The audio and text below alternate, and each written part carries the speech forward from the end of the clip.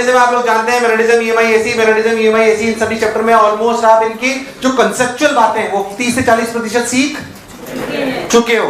बस अब आपको अच्छा ये ऐसा भी यहाँ पे भी होता है, ऐसा कम से कम ऐसी बात तुम 30 से 40% इन चैप्टरों की कर चुके हो। रियलिटी बताऊं तो मैं आपको, है ना, इस बात को समझे अपन, पर इनको अपना टच करना है। हाँ भाई यहाँ ऐसा ऐसा ऐसा ऐसा ये वो सब, ठीक। मैग्नेटिज्म क्या चीज?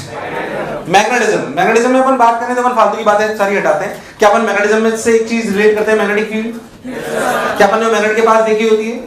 तो कहानी को बहुत कट शॉर्ट करके समझदारी वाली कहानी आपको सुनाता हूं, हमने क्या ऑब्जर्व करा और क्या हमने समझा। आप एक बार समझिए कि मान लीजिए आपके पास एक वायर है, वायर में मान लीजिए वायर में कि आपका करंट ऐसे बह रहा है आई। क्या बह रहा है? कई करंट बह रहा है, बहुत बढ़िया। जब किसी वायर में करंट बहता है आई, बात नहीं प्लीज, जब किसी वायर में करंट बहता है आई तो क्या वो वायर न्यूट्रल होता है, चार्ज होता है? न्यूट्रल होता है, वायर चार्ज नहीं होता। जिस वायर को आप जोड़ते हो बैटरी से कंडक्टर को, वायर वो कंडक्टर चार्ज होता है क्या या न्यूट्रल होता है? पर उसके अंदर इलेक्ट्रॉन्स फ्री होते हैं इसलिए वो रोटेट। अरे भाई साहब, वायर जो आप अभी तक जो मैं वायर ले रहा था करंट सिटी में वो चार्ज था क्या? चार्ज था कि न्यूट्रल था? पर उसमें क्या फ्री थे, इसलिए वो घूमते हैं। And they act like a charge carriers, they act like अ अगर कोई आपसे पूछे पूरा इलेक्ट्रिकल सर्किट न्यूट्रल है कि चार्ज है? न्यूट्रल है। इसमें टोटल चार्ज जीरो, मतलब इसमें कोई टोटल चार्ज नहीं है। Battery is a source of charge और एनर्जी, और जो कंडक्टर है वो भी है, बस वो घूम रहे हैं। ट्रक है, इधर से एनर्जी ले रहे हैं, उधर से छोड़ रहे हैं, इधर से ले रहे हैं, उधर से। खैर अपन उस बात पे छोड़ते हैं। अपन एक बात समझे, जो भी आपका वायर है न्यूट्रल, वो है न्यूट्रल, ठीक है, कोई दिक्कत नहीं। हमने बोला कि यार यहाँ पे एक चार्ज क्यों रख लो, हमने बोला कि यहाँ पे एक चार्ज क्यों रख लो, तो ठीक से बोला रख लो। हम इसे बोला इसमें फोर्स लगा, फिर बोला नहीं लगा तो हमने लॉजिक लगाया कि नहीं लगना भी चाहिए। क्यों नहीं लगना चाहिए? क्योंकि ये वायर न्यूट्रल है तो इसमें कोई फोर्स लगा भी नहीं। हम खुश थे, बढ़िया थे, जीवन अच्छा चल रहा था, हमें कोई टेंशन वाली बात नहीं है। अब क्या हुआ कि हमने गलती से एक दिन ऐसे ही घूमते घूमते जा रहे थे, हमने थप्पड़ मार दी चार्ज क्यू के, हमने इस चार्ज क्यू के थप्पड़ मार दी, तो ऐसे वेलोसिटी दे दी तो ये ऐसे घूम गया। तेरी, अब हमारा दिमाग ठनका कि साला जब ये रखा था तो इस पे कोई फोर्स, पर जैसे इसमें ठल्ला मारा, मैं आपको फालतू की कहानी साइंटिस्टों के नाम सब हटा के काम की बात सुना रहा हूँ। Got my point? जिससे सब्जेक्ट की फील आएगी उससे मतलब है, ठीक है। तो हमने ऐसे मान लीजिए ठल्ला मार दिया तो ये डेविएट, अगर ये डेविएट हो गया तो हमारा दिमाग ठनका कि साला यार ये वायर जब न्यूट्रल था और रखा हुआ था चार्ज तो इसमें फोर्स नहीं लग रहा था, पर जैसे हमने इसको वेलोसिटी दी इसमें फोर्स, क्योंकि बिना फोर्स के इसका डेविएट होना पॉसिबल। अब हमारा दिमाग ठनका, ओह हमने सोचा यार इसका मतलब current carrying wire electric field के अलावा भी कोई नई फील्ड जनरेट कर रहा है, जो किस पे फोर्स लगाती है, रेस्ट चार्ज पे कि मूविंग पे। उसकी एक क्वालिटी ये थी, पहली बात इलेक्ट्रिक फील्ड तो नहीं है। क्यों नहीं है? इलेक्ट्रिक फील्ड होती तो रेस्ट पे भी लगती, इलेक्ट्रिक फील्ड होती तो, पर ये रेस्ट पे, इसका मतलब करंट कैरिंग वायर कोई नई टाइप की फील्ड जनरेट करता है जो मूविंग चार्जेस पर फोर्स लगाती है। किस पे लगाती है? किस पे लगाती है? ओ हो, अब हमें नहीं पता है क्या फील्ड थी, बहुत रिसर्च करी, फिर कभी एक बार गलती से इसके आसपास वो मैग्नेटिक निडल लाके रख ली। क्या लाके रख ली? तो डेविएट हुई। फिर देखा तो और साला ये तो बिल्कुल वैसी ही मैग्नेटिक फील्ड है जैसी किसके पास होती है, मैग्नेट, वैसी ही फील्ड होती है जैसी किसके पास होती है। तो पता पड़ा कि वास्तविकता में current carrying wire produces and that gives force to moving charges, that give force to experimental observation. Got my point? मुझे लगा नहीं तुम्हें आया। अगर हम कहानी की बात करें बेसिक कहानी से, इसे ओरेसिस साइक्लिड वगैरह करा था आपने 12th में शायद पढ़ा हो कि करंट कैरिंग वायर के पास उन्होंने बोला कि मैग्नेटिक निडल डेविएट होती है, तो उन्होंने बोला था कि भाई साहब ये वही कहानी है। मैंने उसको आसान करके आपको सुनाई है ताकि आपको फील आए। हमने बोला एक वायर के पास में हम चार्ज रेस्ट पे रखे तो उसपे कोई फोर्स नहीं लगा क्योंकि अपना चार्ज न्यूट्रल था तो उसपे कोई फोर्स नहीं लगना था, पर जब उसको वेलोसिटी दे दी तो उसपे डेविएशन आ गया मतलब उसमें फोर्स आ गया। मतलब क्या, करंट कैरिंग वायर एक अलग टाइप की फील्ड जनरेट करता है। बाद में पता पड़ा ये फील्ड बिल्कुल वैसी ही है जैसी किसके पास होती है, मैग्नेटिक फील्ड के पास। तो हमने एक बात लिखी कि current carrying wire produces and magnetic field provides force to. तो इस कहानी के हमारे दो हिस्से हैं, इस कहानी के हमारे चैप्टर के मेनली दो हिस्से। चैप्टर समझे हम कैसे पढ़ेंगे?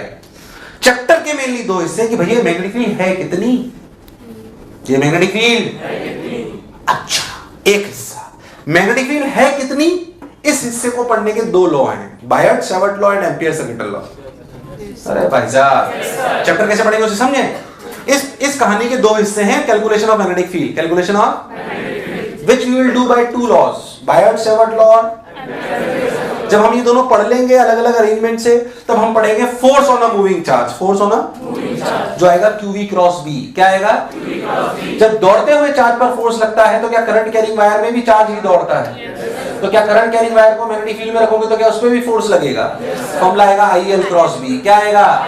फोर्स लगेगा तो टॉर्क भी आएगा M क्रॉस B। बोल यस और नो। टेंजेंट गैल्वेनोमीटर भी, मूविंग कॉइल गैल्वेनोमीटर भी बनेगा। बोल यस और नो। ये इस चैप्टर की कहानी है। That is what we study in magnetism।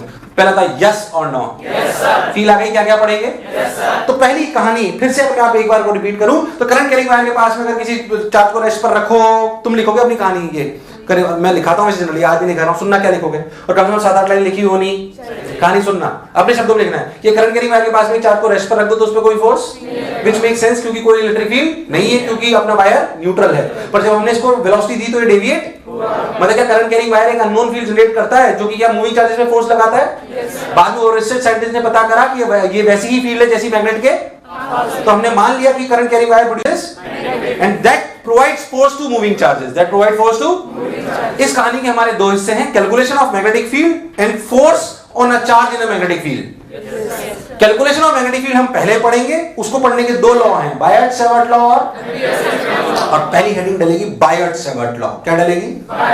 ये कहानी आपको डायग्राम बना के 10 लाइन में लिखनी है जो मैंने अभी बोली, फिर हेडिंग डालना बायट सावर्ट लॉ। पता नहीं कौन सी कहानी के मैं लिखाऊं? नहीं लिखो, नहीं लिखो, मैं नहीं लिखा रहा। बोलोगे तो एक बार कहानी और सुना दूंगा, ध्यान से सुनो, बीच में सुनाइएगा जब भूल जाए, पहले थोड़ी लिख लें। लिखो, खुद याद हो जाएगा अपने आप सब सीक्वेंस में, बढ़िया सीक्वेंस में पढ़ाऊंगा चैप्टर एकदम शानदार तरीके से, कुछ गलत नहीं होगा सारा एग्जाम में। ऐसे लिखना। फिर ये कहानी लिखने के बाद कि इस कहानी के दो पहलू हैं, one is calculation of magnetic field and another is calculation of magnetic force on a moving charge in a magnetic field.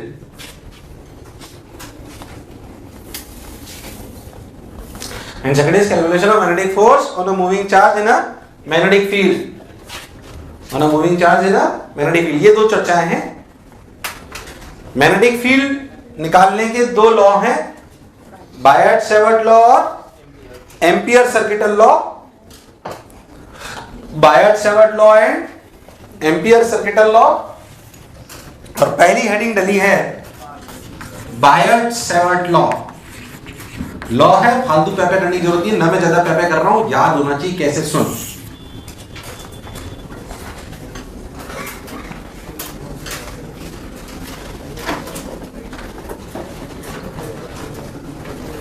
पहले बता क्या फील आ गई, चैप्टर कैसे आगे बढ़ेगा। चलिए आ जाइए। बायट सावर्ट लॉ कहता है कि अगर कोई करंट कैरिंग वायर है आई, इसका एक छोटा सा एलिमेंट ले लो DL, कितना ले लो, आवाज नहीं, क्या ले लो, DL। अगर मुझे इस छोटे से DL की वजह से किसी भी r वेक्टर दूरी पे मैग्नेटिक फील्ड बतानी है, क्या बतानी है? अच्छा पहले मुझे बेसिक सी बात बताओ, मैग्नेटिक फील्ड क्या चीज, क्या आवाज नहीं, क्या चीज, मैग्नेटिक फील्ड वेक्टर स्केलर, क्या ये वही दूसरा कंपोनेंट है इलेक्ट्रिक फील्ड का, जो इलेक्ट्रोमैग्नेटिक का, इलेक्ट्रोमैग्नेटिक होगा दूसरा बच्चा है। अरे यार हाँ ना बोल यार, तो वैसे भी मैग्नेटिक फील्ड वेक्टर है, इसको अपन B वेक्टर से डिनोट करते हैं, इसकी यूनिट टकला होती है, टेस्ला होती है। अरे भाई हाँ ना बोल यार, इसको एक और यूनिट से बोलते हैं वेबर पर metre square. Weber basically unit होती है फ्लक्स की, किसकी, फ्लक्स की। अगर आपने सुना तो फ्लक्स लिखते हैं B.A, क्या लिखते हैं, तो flux weber is unit of magnetic flux. EMI में अपन चर्चा करेंगे, इसकी यूनिट गॉस भी होती है, क्या होती है, 1 टेस्ला इक्वल्स टू 10⁴ गॉस।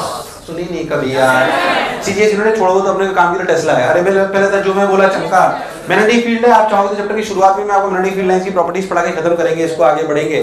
खैर हम वापस आते हैं, हमने बोला है करंट कैरिंग वायर है, अपना करंट आई जा रहा है, ये DL एलिमेंट है। पूछा जाए इस DL एलिमेंट की वजह से मैग्नेटिक फील्ड होती है, पर पूछा जाए r वेक्टर पे क्या मैग्नेटिक फील्ड होगी, तो लॉ कहता है कि मैग्नेटिक फील्ड dB का फॉर्मूला होगा, शायद सब लोग जानते हैं, बोल μ0I/4π, बोलो तुम लोग बोलोगे, तुम्हें बायट सावर्ट लॉ नहीं याद है। DL cross R upon mod of R vector का क्यूब। तुम्हें लॉ याद ही नहीं है? अरे भाई हाँ ना तो बोल, नहीं याद है तो अभी बता। क्या लॉ है सुने, अगर डीएल वायर की वजह से आपको आर वेक्टर दूरी पर मैग्नेटिक फील्ड निकालनी है तो डीएल की डायरेक्शन पहली बात किधर होती है? करंट के अलोंग। किसके along? DL vector is along current, पहली बात अलोंग करंट। छोटी छोटी बातें समझने वाली एक बात है। आर वेक्टर का हेड कहां होता है? ये बात पहले भी हो चुकी है, जहां में मैग्नेटिक फील्ड। और एक बात समझ ले, magnetism is all about cross product. बायर चार्ट लॉ में cross product, QV cross B cross product, IL cross B cross product, M cross B, इसी क्रॉस प्रोडक्ट हाथ चलाना आना और वो बेसिक टॉर्क की प्रॉपर्टीज आपको आनी। क्रॉस प्रोडक्ट नहीं आएगा, मैं ज्यादा इसमें नहीं सिखाने वाला, पहले था यस और नो, क्योंकि जब क्रॉस प्रोडक्ट बोला था तब भी ये बातें आपको बताई थी। क्रॉस प्रोडक्ट में हाथ चलना आना, इसमें डीएल क्रॉस आर करो, बोलो मैग्नेटिक फील्ड किधर आ रही है? सब लोग हाथ चलाएंगे, मैं नहीं चलाऊंगा। डीएल क्रॉस हाथ चलाओ, अंदर बाहर अंदर बाहर अंदर बाहर अंदर बाहर। डीएल क्रॉस बी इस वाले केस में जो है मैग्नेटिक फील्ड अंदर है, उसका फॉर्मूला है ये, रात को 2 बजे भी याद होना। Mu naught I 4 pi DL cross R by mod of R vector का क्यूब। आर वेक्टर का हेड वहां पे होता है जहां पे मैग्नेटिक फील्ड निकालनी होती है। डीएल वेक्टर की डायरेक्शन अलोंग द करंट होती है। अगर सिर्फ मैग्नीट्यूड की बात करूं तो डीबी वेक्टर को ऐसे लिखा जा सकता है, ध्यान से देखो, mu naught I DL sine theta by 4 pi R square. What is sine theta? क्या डीएल और आर के बीच का एंगल? मुझे लगा ही नहीं तुम्हें आया। अरे कभी तो हाँ ना बोलो। ऐसे भी आप लिख सकते हो, पर मैं तो कह रहा हूं आपको लॉ का पूरा याद रखो। डायरेक्शन मैग्नीट्यूड सब कुछ देता है, परेशान होने की आवश्यकता। अरे कभी तो हाँ ना बोल। लॉ है एज इट इज याद होना चाहिए। उतार, लॉ है एज इट इज याद होना चाहिए। मैग्नेटिक फील्ड की डायरेक्शन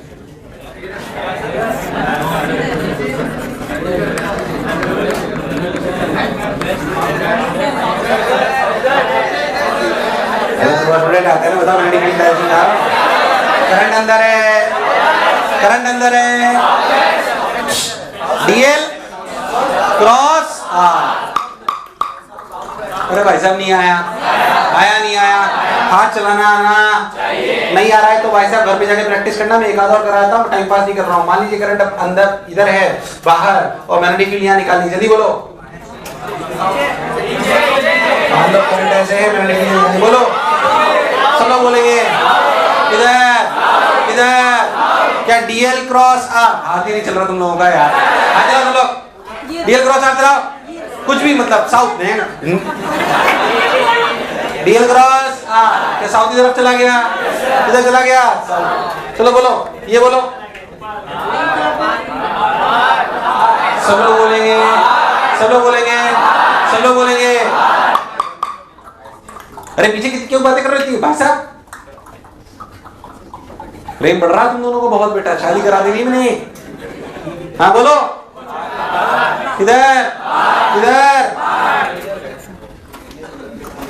कोई दिक्कत वाली बात और कराऊं? बात क्लियर है तो अपने को लॉ ढंग से समझ में आना। अब इस लॉ की एप्लीकेशन है।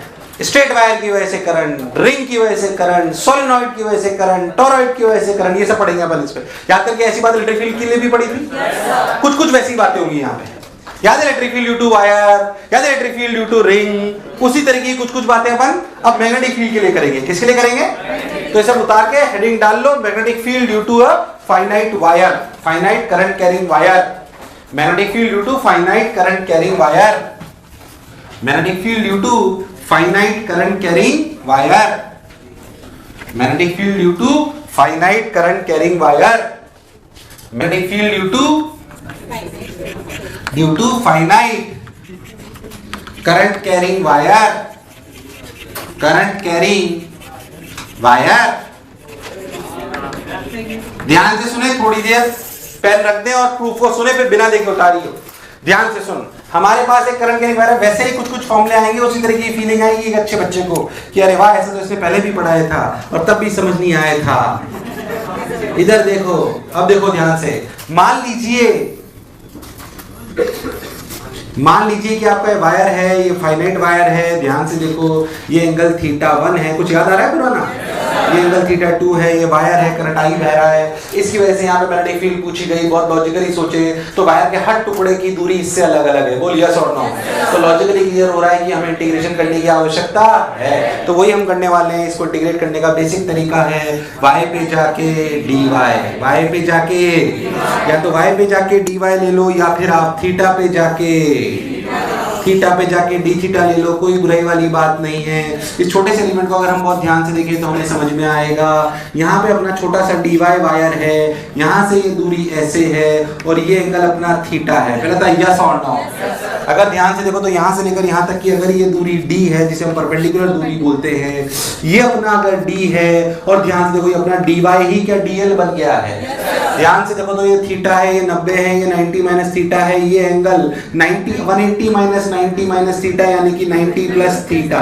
सोच के देखो तो dl और r, क्या r d है कि ये है? अगर लॉ लगाऊंगा, क्या लगाऊंगा? लॉ। मैं इसके लिए यहाँ पे मैग्नेटिक फील्ड का लॉ लगाना चाह रहा हूँ। मेरा जो बायट-सेवर्ट लॉ है वो क्या है? Mu naught I dl cross r by 4 pi mod of r vector का क्यूब। पहले था यस और नो। अरे हाँ ना बोले यार। और बहुत ध्यान से देखिए तो अपने बोला dy 90 प्लस थीटा, थीटा इधर अपने रख दिया। ध्यान से देखो तो इस वाले पर्टिकुलर छोटे से एलिमेंट की वजह से जो यहाँ पर मैग्नेटिक फील्ड होगी उसमें जो आपका r है वो d है कि d सेक थीटा है? आवाज ये क्या है?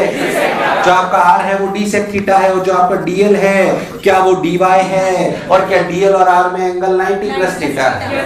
अरे क्या है? और dl और क्रॉस r की डायरेक्शन क्या अंदर है?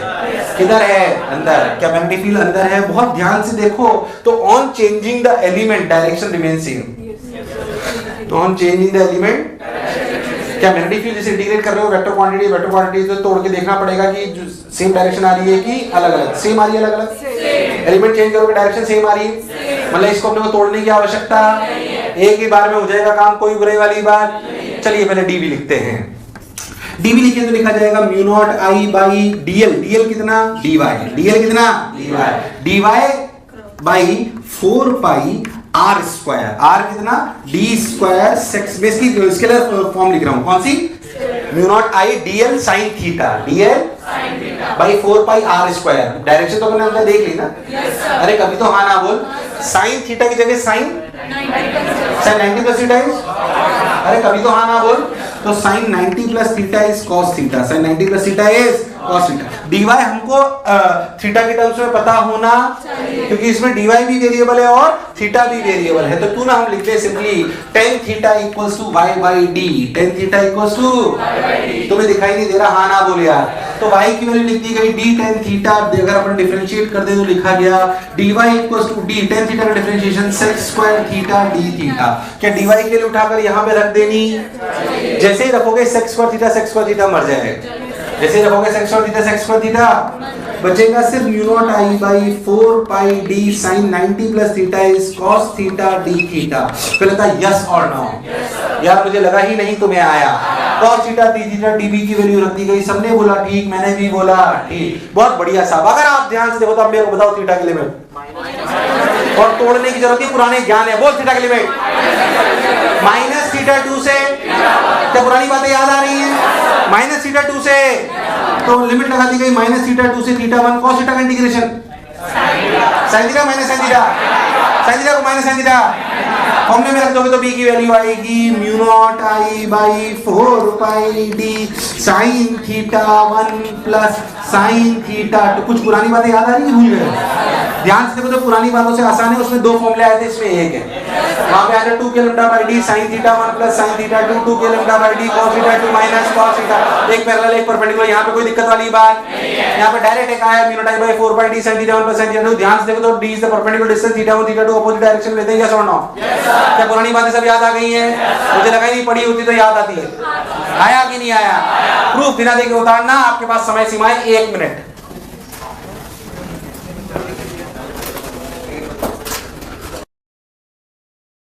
उतार लिया गया? Mu naught I by 4 pi d sin theta 1 plus sin theta 2। अगर बेसिक सी बातें याद है, पुरानी बातें, तो मेरे को ये बता देना ढंग से। बिल्कुल ऐसा कैसे बात पूछी थी मैंने, ये 60 ये 30, ये करंट आई d, बोल थीटा 1। 2 सवाल कराए थे बिल्कुल ऐसे ही।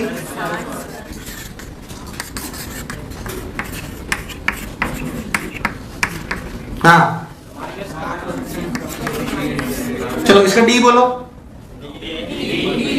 थीटा 1, थीटा 1, थीटा 2, थीटा 2, मैं बताऊंगा भी नहीं मैं ऐसा क्यों लिख रहा हूं। इसका डी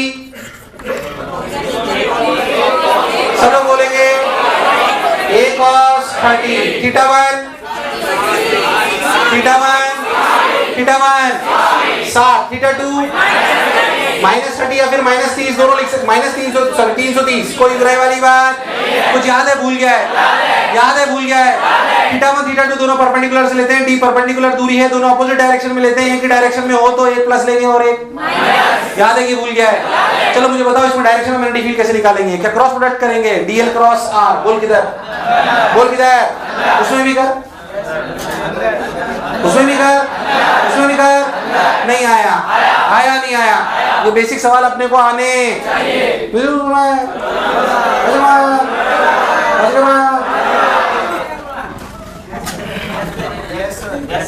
उतार लिया?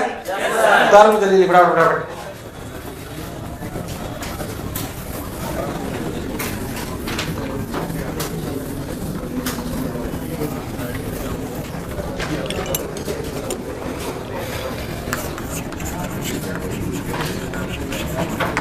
वायर में डायरेक्शन निकालने का एक और रूल हो सकता है, पाम रूल। थोड़ा आसान रहता है इसलिए उसे पढ़ सकते हो, कोई बुराई नहीं। हालांकि आपको डायरेक्शन निकालने में कोई तकलीफ, फिर भी आप एक रूल पढ़ सकते हो जिसे बोलते हैं पाम रूल। थोड़ा आसान रहता है, कोई दिक्कत नहीं है इसमें। सुन लें पाम रूल, हथेली नियम, सिंपल।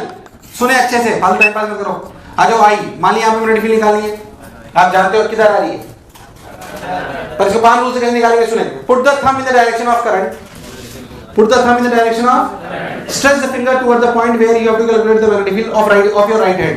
इसका ही उल्टा चला रहे। Put the thumb in the direction of current, stretch the fingers towards the point where you have to calculate magnetic field. The direction of palm, direction of will give you the direction of magnetic field. Will give you the direction of. It is easier than the cross product for sure. इसलिए इसे सीख जाओगे तो थोड़ा आसानी रहेगी, नहीं भी सीखो तो बेसिक तो आता ही है, इसलिए इसे सीख लो।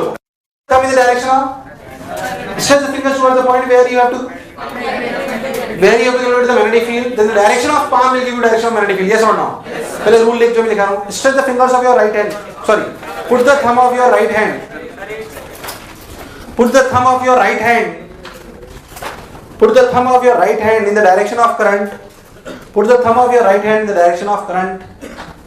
Put the thumb of your right hand in the direction of current. Stretch the fingers towards the point. Put the thumb in the direction of current. Put the thumb of your right hand in the direction of current. Stretch the fingers towards the point. Stretch the fingers towards the point where you have to calculate magnetic field. Stretch the fingers towards the point where you have to calculate magnetic field. Stretch the fingers towards the point where you have to calculate magnetic field. Then the direction of palm. सीधे हाथ का ही, ऐसा नहीं उल्टे का देखो। Stretch the fingers towards the point where you have to calculate magnetic field. Then the direction of palm will give you direction of magnetic field. The direction of palm will give you direction of magnetic field. चलिए इन सवालों को palm rule से करिए फटाक से, गलत मत करना, घूसा मार देना नहीं तो मैंने। नॉर्थ साउथ ईस्ट वेस्ट, आइए करंट बाहर, मैग्नेटिक फील्ड यहाँ।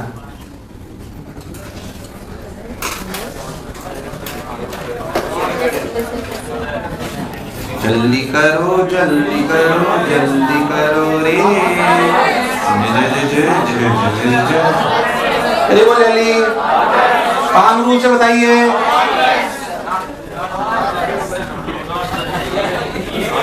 भाई साहब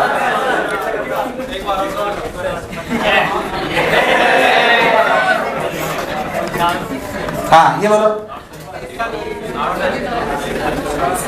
क्रॉस का मतलब ही नहीं पता, बोलिए सब लोग।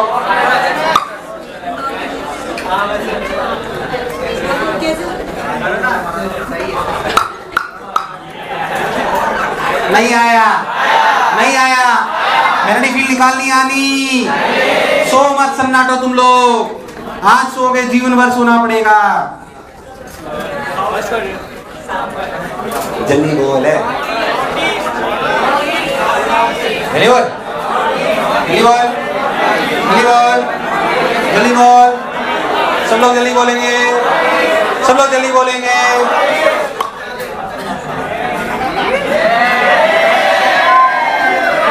नहीं आया? और कराऊं, बात समझ आ गई? आई कि नहीं आई? सोच लो। थीटा 1 थीटा 2 लेते हैं, परपेंडिकुलर से डी परपेंडिकुलर दूरी है, पाम रूल हमें आता है, थीटा 1 थीटा अपोजिट डायरेक्शन में लेते हैं, सेम डायरेक्शन में लेते हैं, एक पॉजिटिव और एक। तुझे मेरी बात कुछ भी समझ आई कि नहीं आई? भारत माता की। ये तो यार जिंदाबाद, चले देश आजाद हो गया।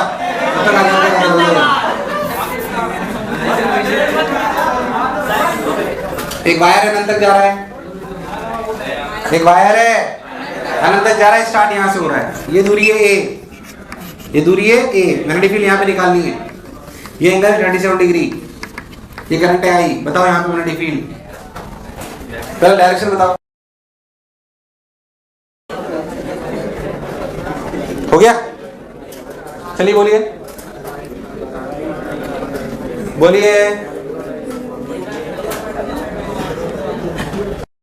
एक तो पहली बात, कई बच्चे क्या करते हैं, पॉइंट ही शिफ्ट कर लेते हैं इसे परपेंडिकुलर डाल के। पॉइंट शिफ्ट नहीं करते कभी भी। अगर किसी मन में ऐसे गलती से भी विचार आ गया हो तो उसे मतलब अनर्थ लिख के छोड़ देना। पॉइंट तो ये सारे पॉइंट थोड़ी चेंज कर देंगे। इसका परपेंडिकुलर अगर बनाए तो ऐसे है, ये 37, ये 90, ये 53, ये 37। अरे भाई साहब, पहले मुझे बताओ कि डी कितना है? डी की वैल्यू है a cos 37, यानी कि 4a/5। अब यहां से बोल थीटा 1, बेकार रेस्पॉन्स। Theta 1, theta 1, theta 2 -37। मुझे लगा ही नहीं तुम्हें आया। Put into the formula, you will get answer. मैं इसके आगे नहीं कर रहा, तुम कर लेना। तुझे मेरी बात दूर दूर तक समझ? थीटा 1 थीटा 2 का ढंग से यूज लेना आना, डी को ढंग से लगाना आना। ये अनंत के लिए 90 क्यों हुआ? क्या 90 हो जाएगा? 37 भी उसी डायरेक्शन में, तो क्या माइनस लिखेंगे? क्या लिखेंगे? लोअर एंड का। डायरेक्शन अपने को पाम रूल से घंटी बज गई रहे।